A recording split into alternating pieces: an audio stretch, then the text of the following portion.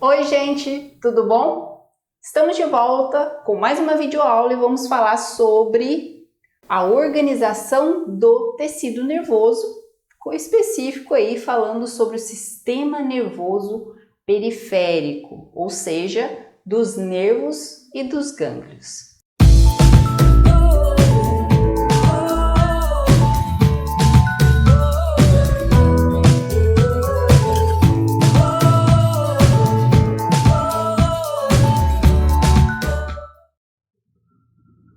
Continuando o tema, então, organização do tecido nervoso, vamos falar nessa videoaula da organização do sistema nervoso periférico. E quando falamos em sistema nervoso periférico, falamos de nervos e de gânglios. O que são os nervos? Os nervos nada mais são do que feixes de fibras nervosas, e aqui consideramos fibras nervosas axônios, mielinizados ou não, esses feixes de fibras contidos então em membranas de tecido conjuntivo. Já o gânglio, os gânglios, são descritos como conjunto de corpos celulares de neurônios dos nervos periféricos localizados no sistema nervoso periférico. Então vejam que, tanto no sistema nervoso central como no sistema nervoso periférico, o neurônio ele se apresenta de forma segregada, ou seja, existem os locais em que nós vamos encontrar as fibras, os axônios desses neurônios predominantemente, que são os nervos, e os locais que nós vamos encontrar os corpos celulares desses neurônios, que são os gânglios. Aqui só uma atenção que nem todos os corpos celulares de nervos periféricos estão em nervos periféricos. Existem nervos periféricos em que o corpo celular desse neurônio está localizado no sistema nervoso central, como, por exemplo, os nervos motores somáticos, em que o corpo celular desse neurônio motor está localizado no corno ventral da medula e se estende, então sai da medula e vai inervar então o seu órgão efetor.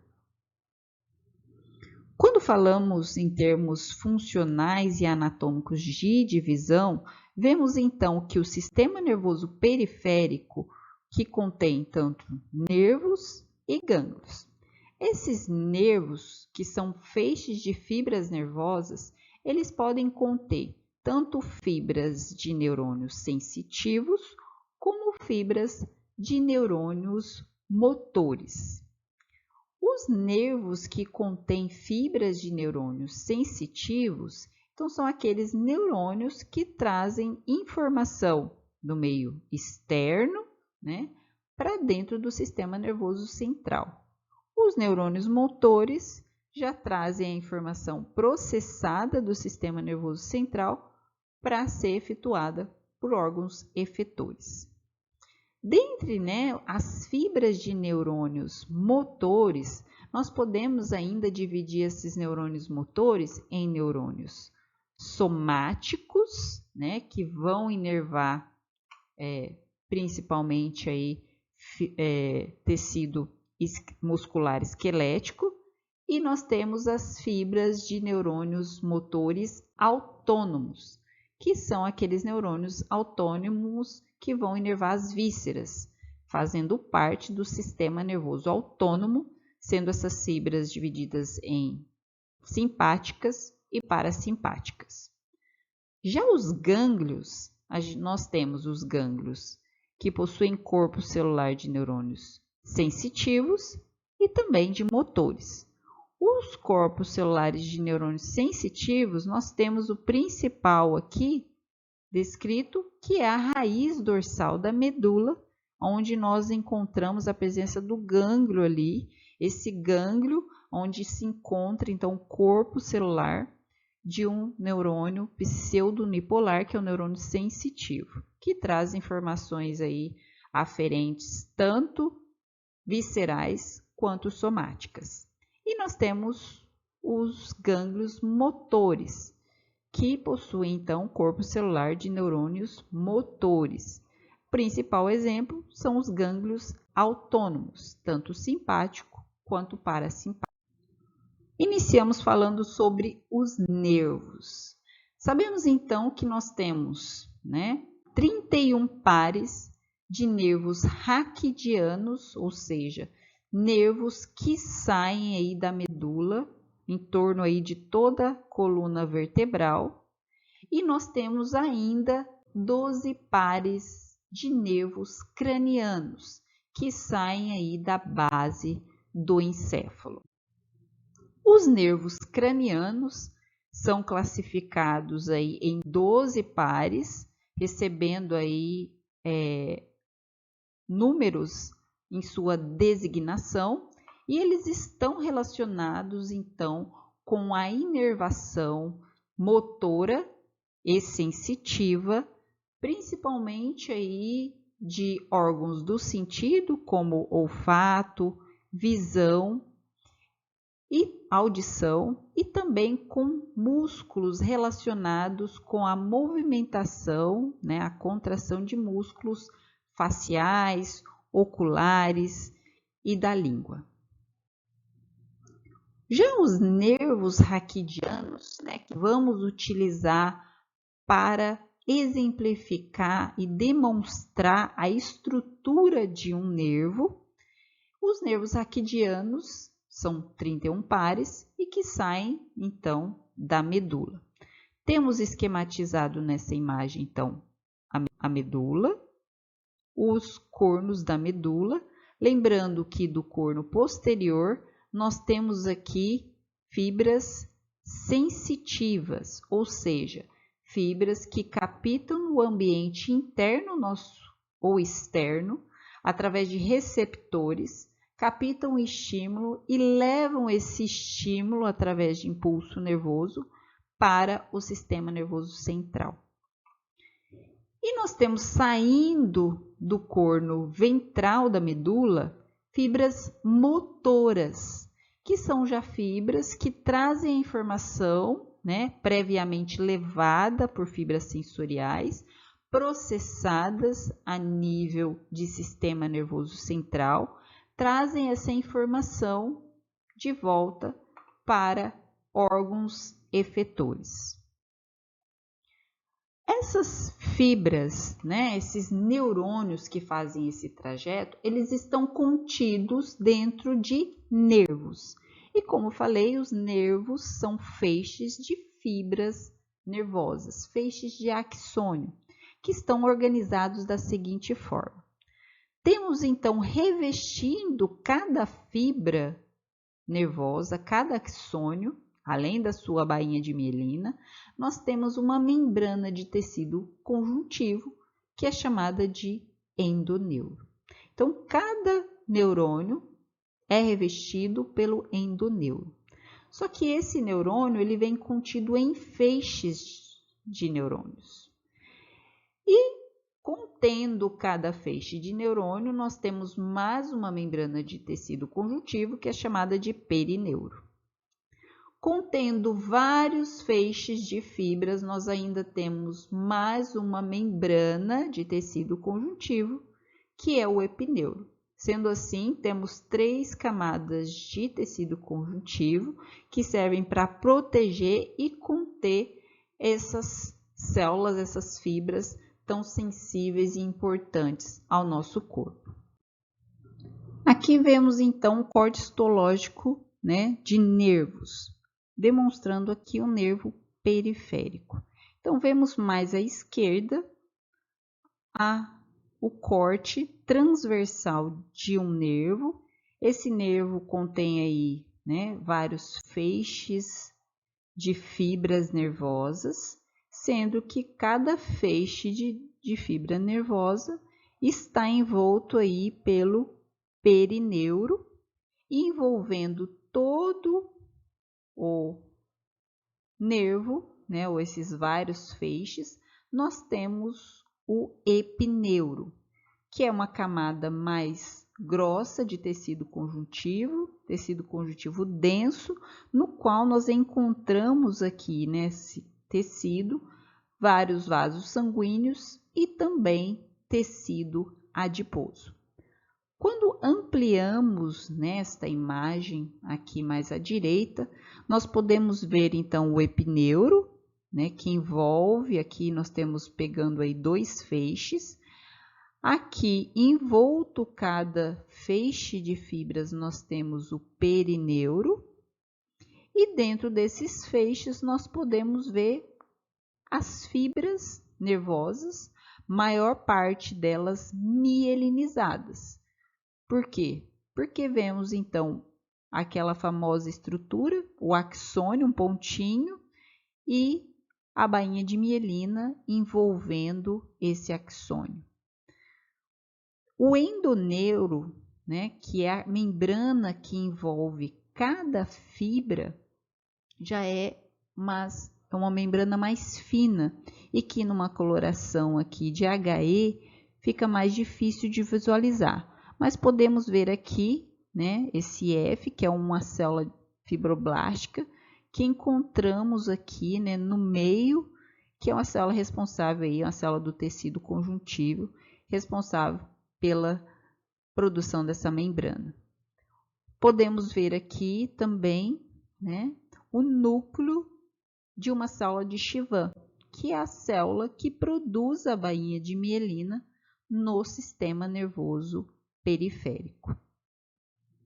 Aqui temos outro corte histológico, que ao contrário do corte anterior, é um corte longitudinal de um nervo, em que podemos ver na imagem à esquerda o epineuro, né, o tecido conjuntivo que reveste todo o nervo, tecido conjuntivo denso, e as fibras nervosas.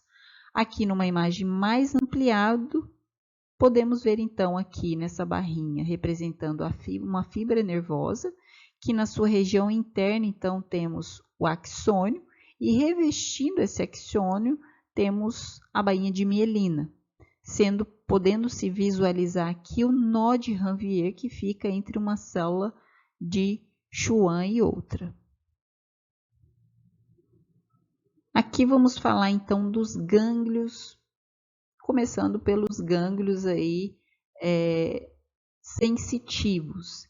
Então, os gânglios que contêm corpos celulares de neurônios sensitivos, que são os gânglios da raiz dorsal de todos os nervos espinais, né? Aqueles que estão entrando então lá na medula espinhal pela parte dorsal, e os gânglios sensitivos dos nervos cranianos, eles possuem então gânglios, só que esse gânglio, ele tem uma característica, porque é o local em que nós encontramos os corpos celulares desses neurônios sensitivos, mas aqui não ocorre sinapse. Por quê? Porque isso é devido à morfologia, à estrutura desse neurônio, que está esquematizado aqui, que é o neurônio pseudonipolar. Então, no gânglio, a gente vai encontrar, né, só o núcleo, o corpo celular desse neurônio, mas ele projeta prolongamentos, né, para ambos os lados. Então, é devido à característica morfológica desse neurônio que nós temos a presença desse gânglio, mas esse gânglio não ocorre sinapse. Diferente disso, nós temos aqueles gânglios em que ocorrem sinapse, né? Os gânglios periféricos em que ocorre sinapse, e esses gânglios são os gânglios dos neurônios do sistema nervoso autônomo, né? Então, no sistema nervoso de fibras motoras viscerais. E nesses gânglios, o que nós encontramos? São gânglios que ocorre sinapse, e ocorre a sinapse entre o terminal axonal de um neurônio pré-sináptico com o corpo celular de um neurônio pós-sináptico. Então, nesse gânglio autônomo, o corpo celular que nós encontramos aí é o corpo celular do neurônio pós-sináptico, né? Então, aqui temos exemplos: gânglios simpáticos e os gânglios parasimpáticos. Então, já entrando aí, falando um pouquinho de sistema nervoso autônomo, né? Vemos então a divisão dos das três tipos, né, de fibras motoras que nós encontramos. Então, nós temos as fibras motoras somáticas, ou seja, são fibras motoras que vão inervar principalmente o músculo esquelético, o músculo de controle aí voluntário. E essas fibras somáticas, percebam só, elas saem do corno ventral da medula, tem o corpo celular lá no corno ventral da medula, sai pela raiz ventral e percorre todo um trajeto até chegar ao órgão efetor. E nesse trajeto todo se trata apenas de um neurônio motor somático. Então, não existe sinapse, não existe comunicação aqui. Já nas fibras do sistema nervoso simpático e parasimpático, nós temos a presença de 2 neurônios. Então, nós temos saindo também do corno ventral da medula, uma fibra motora que vai inervar vísceras. Estamos falando de sistema nervoso autônomo.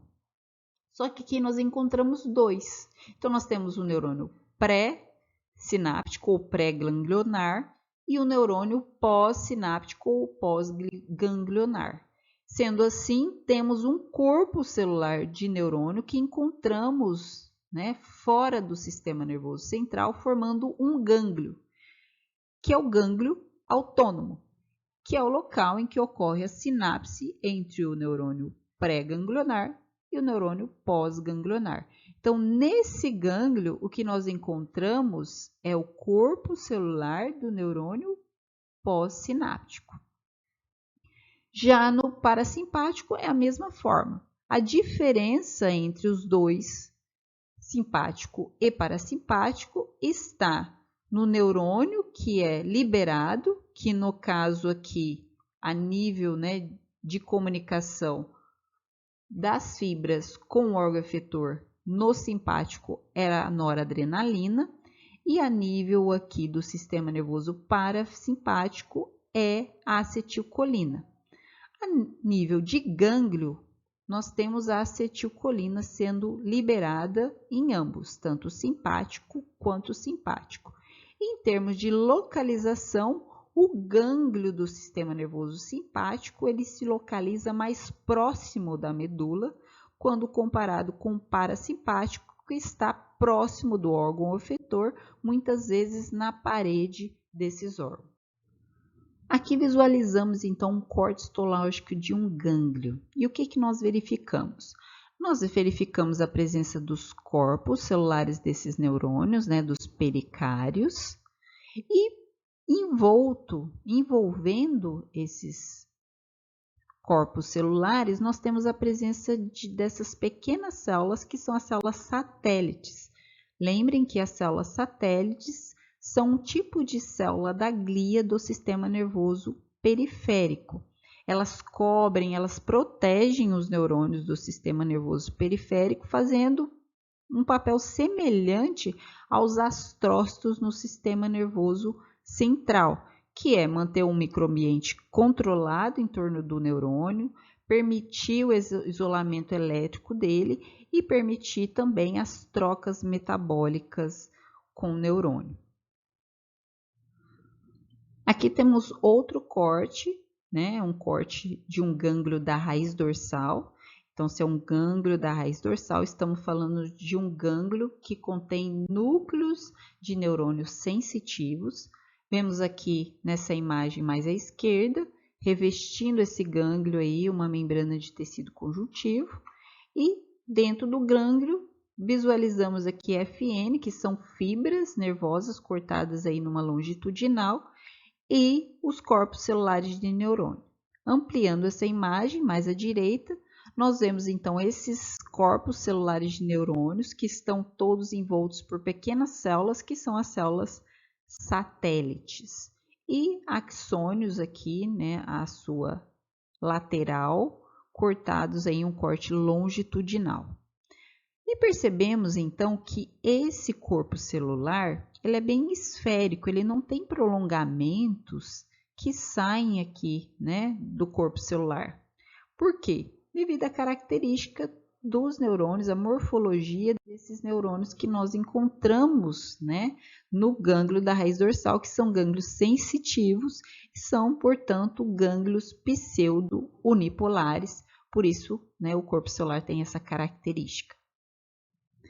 Aqui já vemos o corte histológico de um gânglio simpático, né? Então, um gânglio do sistema nervoso autônomo. Aqui, mais à esquerda, vemos então a presença aí de fibras nervosas entremeando aí vários corpos celulares de neurônios. E numa imagem mais ampliada, conseguimos ver esse corpo celular que, ao contrário do gânglio da raiz dorsal, ele possui aqui saindo, né, do corpo celular vários prolongamentos, vários dendrítulos, né, e aqui o axônio, né, devido à característica dos neurônios que nós encontramos no gânglio, né, simpático e no parasimpático, que são gânglios em formato, né, de multipolar. Então, vemos também várias células satélites envolvendo esse neurônio e várias fibras nervosas. E aqui só mostrando a morfologia desse neurônio que encontramos no gânglio autônomo, que é um neurônio multipolar, então ele tem esses prolongamentos que saem da sua região. Aqui só para finalizar, então, lembrando que o sistema nervoso autônomo aí, ele é dividido em sistema nervoso simpático e parasimpático, né? Sendo que a cadeia aí de gânglios simpáticos ela fica mais próxima aí à medula, e já os gânglios parasimpáticos, que já são encontrados, né, mais da região, saem aí da região do tronco e do sacro, são encontrados esses gânglios aí próximos às glândulas efetoras. E dependendo aí do local em que há essa inervação, né, essas fibras elas vão ter atuação funcional, muitas das vezes opostas uma das outras, dependendo do órgão e do sistema em que isso ocorrer. Então, essas foram as referências que nós utilizamos nessa videoaula. Bom, pessoal, espero que tenham gostado. Se vocês gostaram, então deem um curtir, se inscrevam no canal e continue conosco aí nas próximas videoaulas.